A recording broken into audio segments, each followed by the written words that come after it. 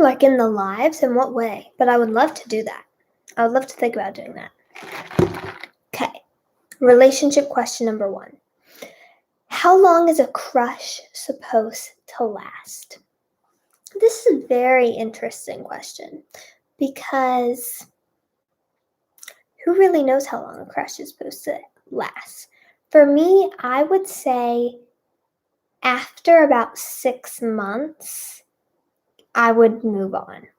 For me personally, because after 6 months, it's like you've just wasted too much time on them. And look, don't feel bad if you've had a crush for like 3 years, because that one guy, the guy I fainted on who like dated my bully and it was really bad, I had a crush on him for like 3 freaking years. And like a lot of guys. And yeah, and then this guy who I talked about today, I probably had a crush on him for about 4 months. But like for me, I'm so glad I didn't waste any more than 4 months. So I would say just like know when to get over it. After 6 months, I would kind of maybe move on.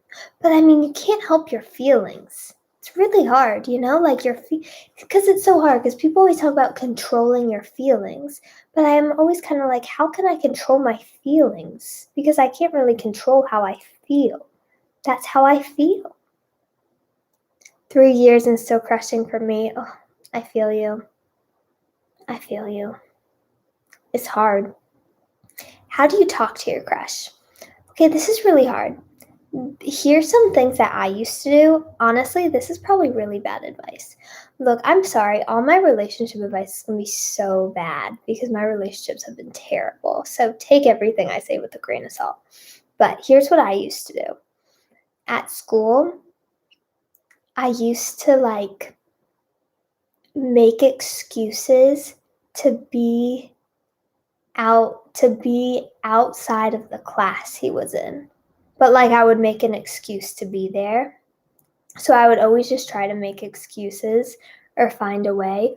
Or like if I was like going to the bathroom or whatever, like I would use like the way that I would walk to the bathroom would be the way I would walk past his locker. So like maybe I could see him, or like take the longer way to class of a way that like his class was. That's so stalkery, but that was something that I would do. And also like maybe you can find an excuse, like if you have a class together, you can be like, or like if you miss a day, maybe like if you miss a day of school and be like, maybe, oh, do you have the notes or something? Or sometimes if they're wearing something or just something that's a similar interest, like let's say they're wearing a sports team jersey, like a Lakers jersey, and you like the Lakers, like you can say, oh my gosh, like that's so cool. I love the Lakers too. But only do it if you actually like the Lakers, because or else it's basically what I did when I was like trying to pretend like when I was trying to just like not be myself. So be yourself. She even passed out of the school last year. Oh my gosh, wait. Did she pass out like she fainted? Or did she pass out like she was so smart that she left? Disclaimer, follow these advice on your own risk. If your crush hates you after this, it's your own fault. I guess that's our disclaimer. Yes, my relationship advice disclaimer. Follow this advice on your own risk. If your crush hates you after this, it's your own fault. Thank you, over_900. I appreciate that disclaimer. How to make your crush like you. Okay, this is a hard one because who knows? But I think, number 1, if your crush doesn't like you, no big deal. I know that it's hard, and I know that it's hurtful. Trust me. Basically, 99% of the crushes that I've ever had have not liked me back whatsoever. So I feel you. I understand. But you know what? If he doesn't like you back, it's just not meant to be. And if it's not meant to be, it's not meant to be. And you'll find somebody better. And more importantly, you'll find somebody who you're compatible with. And compatibility is absolutely everything in a relationship. So really, you can pin it. I won't mind. I will pin it. So really, don't sweat it. I know it feels like the end of the world, but you'll find somebody better, And I know it's disappointing, but everything works out. Everything happens for a reason. I'm glad that the crushes that didn't like me, I'm glad they didn't like me back. The guy who I talked about, who I wrote Just My Type about, he was just my type, and I dreamed of him being my boyfriend, and I wanted him to be like my boyfriend literally more than anything. But I'm honestly, looking back, I'm really happy that it didn't work out. I'm so happy that it didn't work out, because he was kind of a bad boy, and I think he could have gotten me down the wrong path. And what if I had been trying to impress him all the time, and then I probably never would have felt cool enough? Because what if he was doing these bad things, and then I was like, oh, I'm so not cool, and he doesn't think I'm cool, so I need to keep doing these bad things. And I could have gone down a really bad path. So it was actually a blessing in disguise. Things can be a blessing in disguise. But so be yourself. Just be yourself. How to get over a crush. How to get over a crush. That's a good question. I would say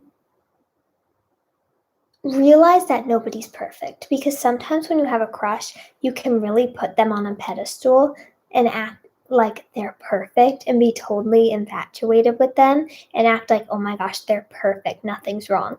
Really take those crush blinders off and start to see them not as your crush that you're obsessed with and love so much, but see them as a human being. That really helped me with one of my crushes, because I had this one crush for literally 10 years. Literally. From preschool to 8th grade, I had the same crush. And it was really bad. But then I finally got to the point where I didn't see them as the perfect person who I was obsessed with. I started to see them as human beings. See, oh yeah, they have flaws. Oh, they're kind of controlling. They're not that good at communicating. They're not that nice of a person. I built them up to be something that they're not. I made an idea in my head of what I thought they were, but they're not. And that helps you get over them a lot. Because sometimes your friend has a crush and you're just like, him? What do you see in them? So sometimes you can have those blinders on. How do I get more romantic with my girlfriend? Oof, that's hard. Well, this is hard for me to answer, but I'll try. Let's take a crack at it. You know what? Okay, I always say this, but I would say just do things that are personalized. Personalize it. Just because you want to be romantic doesn't mean you get red roses or whatever, or something cliche. Know your girlfriend and just be thoughtful. Be thoughtful for your girlfriend and what you think she'll like. For example, if she has a favorite music artist, maybe next time you're on a date or hang out, you can play that music, or just letting her pick the song in the car that plays, or letting her pick where you go to dinner for Valentine's Day can be romantic, and just being extra sweet and extra thoughtful. Or let's say if she's having a bad day, maybe you could do something special for her, or just send her a text and be thinking of you. Also, I just think there's something really sweet about just out of the blue texting somebody, I love you. And maybe if you're not at the I love you stage, because it's not that serious yet, you can just say, thinking of you. Or just, or if you see something in a store that makes you think of them. Or if you have an inside joke, and then you see, let's say, for example, I have a boyfriend and we always watch The Voice together and it's our favorite show. And then while I'm driving, I see a billboard for The Voice. If I just take a picture of that and send it to him and be our favorite show, I cherish the times we watch The Voice together so much. I think that's sweet and I think that's romantic, personally. I have even started wearing more bras along with tights, which makes me more happy. Oh my gosh, that's so awesome. I'm so happy that you're getting happy and like feeling more comfortable. That's so special. Totally. And then, what are Valentine's Day date ideas? Valentine's Day date ideas. Let's see. Again, it's quarantine, so definitely do something, like don't go out to a party. But I think doing something intimate can be really fun. I think that it'd be really fun to do something at home. And I think just keeping it chill can be cool. Like just, you can do dinner and a movie at home. I think that's cute. And also, there can be a lot of pressure on Valentine's Day, and I don't think you have to put too much pressure on your relationship on Valentine's Day because it can be very stressful, but just doing something nice, just doing something a little special, but also intimate. Intimacy is good. Or like you can take a drive. Driving is always fun. Like drive in the sunset. Or you could like drive in the sunset and do like a picnic in the sunset in a scenic area. I think that would be really cute. You could watch a romantic movie. That would be really cute. Or you could just talk, Like there's just something fun about having a boyfriend or girlfriend and just talking to them for like 3 hours about like anything in life and just in general. I think that's very sweet and cute. Personally, is it a good idea to confess to your crush? Good question. Personally, for me, I usually don't. But I would say you can, but if you're going to, I think, number one, don't spring it on them. Like maybe give them some nonverbal cues before you confess your love to them. And also, I wouldn't do like a big movie thing where you like confess your love and it's like this huge like, Dorothy, I love you, maybe not like that. But I think you could like send nonverbal cues first, see if they respond, and make sure you're getting something that's kind of mutual or some indicators that they like you back before you like tell them I love you and I'm obsessed with you, like I think you wait, or I guess you wouldn't say I love you, but like, oh, I have a crush on you. So I would see if you get some non-verbal cues, maybe like some body language. See if like maybe talk to them first, like make sure you're kind of friends-ish first. But if you're flirting with them or like, you put your hand on their knee or something and they don't take it off, but just take it step by step and kind of have some mutual affection before. Hey, it's Annie Tumbles. Oh, thank you for joining. You're the best. What time is it for you? It's 11:07. Oh my gosh, it's 11:07 for you? That's crazy. PM? It's 3:07 for me. So, very different. But time zones are crazy. They really are. They're crazy how you work. How do you deal with the crush? Dealing with the crush is really hard. Not gonna lie. But again, I would say don't go crazy. Like, don't be too obsessed with them. Don't do it. And just like control yourself. And also, I think it's a good idea to ask yourself if you're like really obsessed with your crush, like I used to be. So, no shame if you are, because been there too. But if you're really obsessed, I would kind of look deep into yourself and be like, is there a bigger void in my life that I'm missing? Am I looking for validation in a guy or a girl instead of looking for validation in myself? Maybe I need to be more self-fulfilled, I would kind of do some inner reflecting for sure. It's 4 a.m. for you, over_900?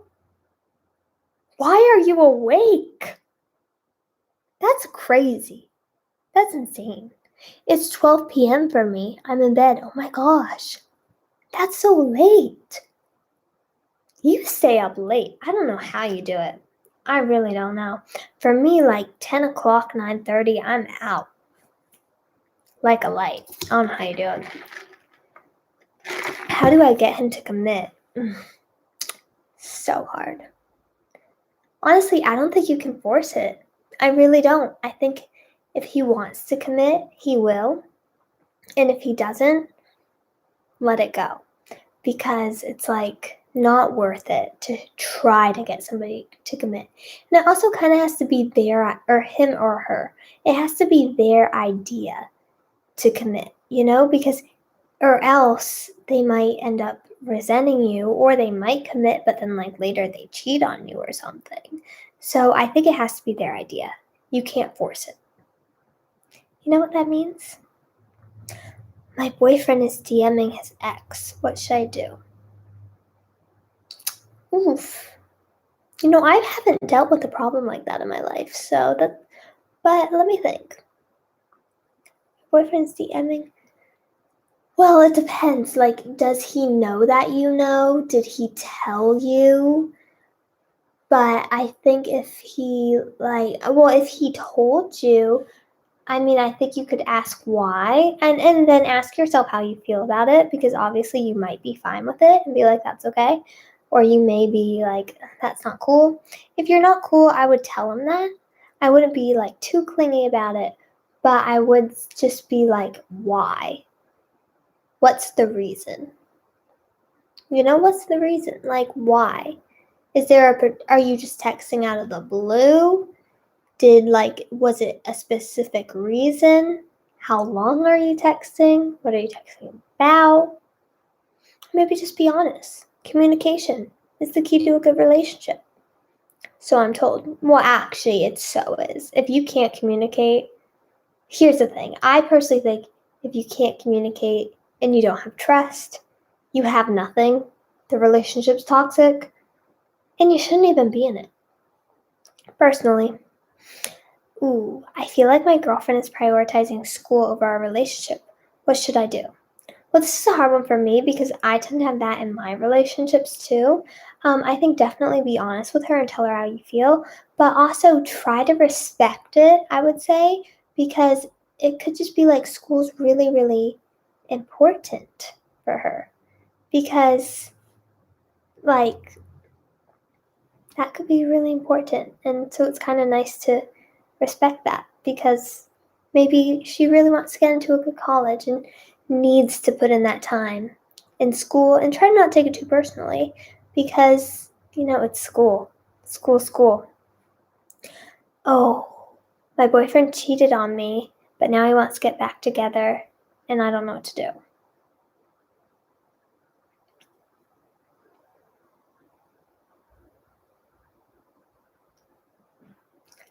I'm gonna say no. Here's the thing. I've been in a very similar situation. I've been in on and off relationships. I've taken people back after they've done things that have been really rude. And here's the thing. I feel like 99.9% of the time, they never change. And they take advantage, and they do it again. And when they show you their true colors, believe them. Unless you think he's really changed. Like, I do think if you really, really think he's changed and it's different, then it could be worth a shot. It could be. But if he doesn't seem like, and also see through his actions, don't see through his words, because he can say, oh, I've changed and I'll never cheat on you again. But what you need to see is action. And I would say if he shows you action, and through action he showed that he's changed, there can be forgiveness, and possibly trust can be rebuilt. But if it's just words, it's empty, and I wouldn't do it. That's just me, though. The doctor's out. Oh, but I did have a couple other things to say, which was I thought I would go through all my songs since it's Tip Tuesday and give you a life lesson from every single song. And basically, I'm just going to say what I personally learned from that song and from writing, but you'll see. IG is way behind YouTube. Really? That's so weird. I always thought that YouTube was kind of behind IG, but it seems to not be. I'm starting my singing career in March. Oh my gosh, that's so awesome. I'm so proud of you. And congratulations for going after your dream. That's so nice and so special and definitely always worth it. I think you should always go after your dreams. Oh my gosh, my phone is like not working. I can't look at the comments. Okay. Oh yeah. Okay. So, let's do it. Life lessons from each of my songs. First of all, let's start with I Know Better and what I learned and what tip I can give from that song. So first, this is actually the relationship story that's coming tomorrow. But basically, I learned a similar thing to what I learned in the relationship that I talked about today, which is, here's the thing. Do not change yourself for a guy. And that's the tip from I Know Better. Like, don't change yourself for a guy. Like, don't try to fit in to make a guy like you. Be yourself and be true to yourself. I would say that's what I learned from I Know Better and from that experience. Because I know better, I know better. And then already there. Well, already there. I would say what I learned from that one is sometimes you need to take risk and not be scared, and don't be afraid to put yourself out there, because it's really easy to be scared to put yourself out there, and I don't like to put yourself out there. And even though you might get hurt in the process, and I've had an experience recently where I put myself out there and I really got hurt. But honestly, I don't regret putting myself out there, even though I did get really hurt, because at least I tried. And if I had never tried and I never put myself out there and I never opened myself up to the possibility of that relationship, I never would have known that it shouldn't work. And I always would have had that in the back of my mind. So no regrets. And sometimes you got to take that risk. Oh, hi, Emily Rube. Thank you for joining. And then on and off. What I learned from the experience of on and off is, honestly, if a relationship is on and off, it's probably not meant to be. Because here's the thing. I just feel like relationships should not be so hard. You shouldn't break up 13 times. It should not be that difficult. And if it's that difficult to make the relationship work, maybe the relationship just isn't supposed to work. So that's definitely what I learned from on and off. And then what I learned from, in my little tip, from We Should Break Up. Whew. Oy vey. Oy vey. We Should Break Up, I learned don't be afraid to cut somebody off. Because cutting somebody off can be very difficult, and it can be hard because you can feel mean, but sometimes for your own sanity and for your own mental health and well-being and physical health too, you have to cut somebody off. Sometimes you have to. It's like fight or flight. There's no other option. You need the person out of your life if it gets to the point where you're toxic. So don't be scared of, like, maybe in the process being a little mean. Like, don't be mean, but don't be scared of cutting somebody off, because it can be so worth it. It can be so worth it. And then Simple, what I learned from that experience of Simple is I really learned don't judge other people because you're not in their situations. Because I think it's really easy to look at people's situations and be like, oh, they should leave them. Why haven't they left them? Why are they in that relationship? You know what I mean? But you never really know what's going on behind closed doors. So just don't judge other people and their life, because you're not in their shoes. And maybe if you were in their shoes, you would see it differently. Oh my gosh, happy birthday, Nora. I hope you have the best day in the world and just get to do all your favorite things and have a lot of fun and have a beautiful birthday. Thank you so much for joining, by the way. Can you play Among Us? Oh, I tried to play Among Us. I'm super bad, but I'll definitely try to do that. on a live stream soon, for sure. And then what I learned from the experience of Against Us.